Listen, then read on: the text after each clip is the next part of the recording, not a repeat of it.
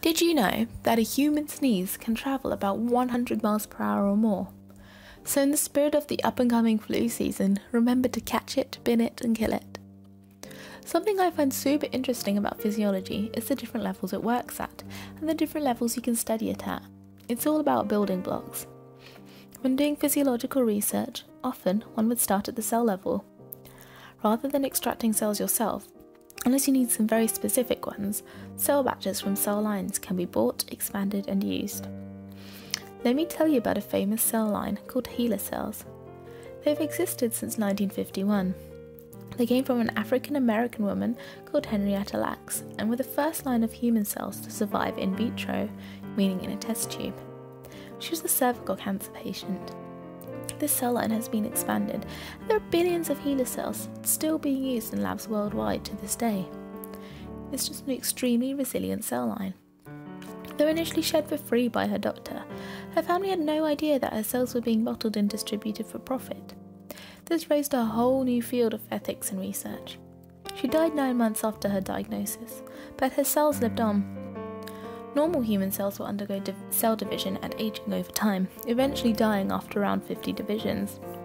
But cancerous cells don't undergo this programmed cell death. HeLa cells have been used in all kinds of situations, not just cancer research. They've been sent to space and survived there. Virology was born and expanded from HeLa cells, where these were infected with viruses to see the effects, leading to the creation of some vaccines. In the 1960s, HeLa cells were fused with mouse embryo cells to create the first cell hybrid, and so began the process of mapping the human genome.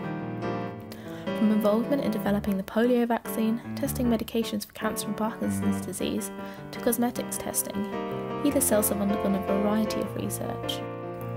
HeLa cells also help standardise the procedure for culturing and growing cells and keeping them alive during transplantation. So HeLa cells played a huge part in developing all the cell lines that are used today.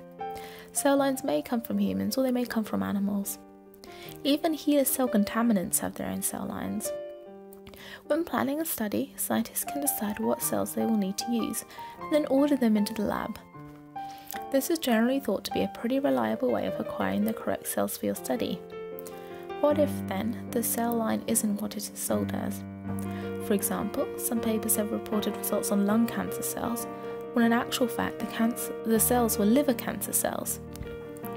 A Netherlands study found 32,755 articles reporting on research with cells that hadn't been identified correctly. This research has then gone on to be cited by more than 500,000 papers. So you can see that this can cause a snowball effect and a widespread problem. Results may not be accurate. Testing, when moved from in vitro on cells to in vivo in animals, may not produce the same results, leading to a waste of time, money and resources.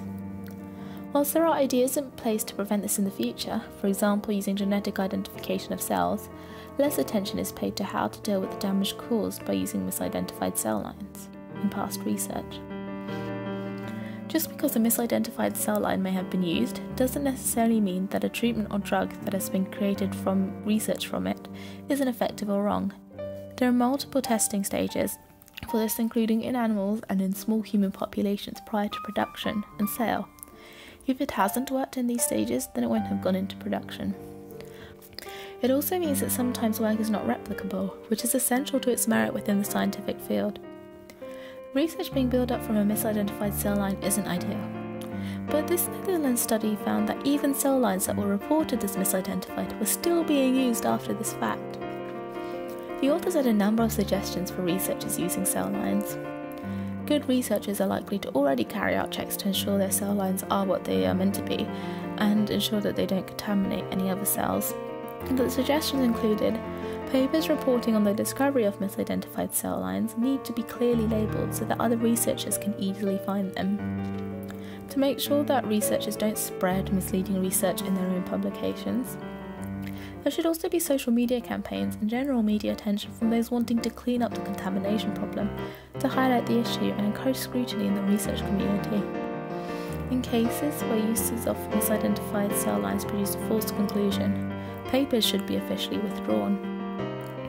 I find this all quite interesting, how from a little cell building blocks you can get all these full-blown treatments and drugs from it, but even your starting look may be wrong. Anyway, thank you for listening to this video, and I'll see you in the next one, I hope.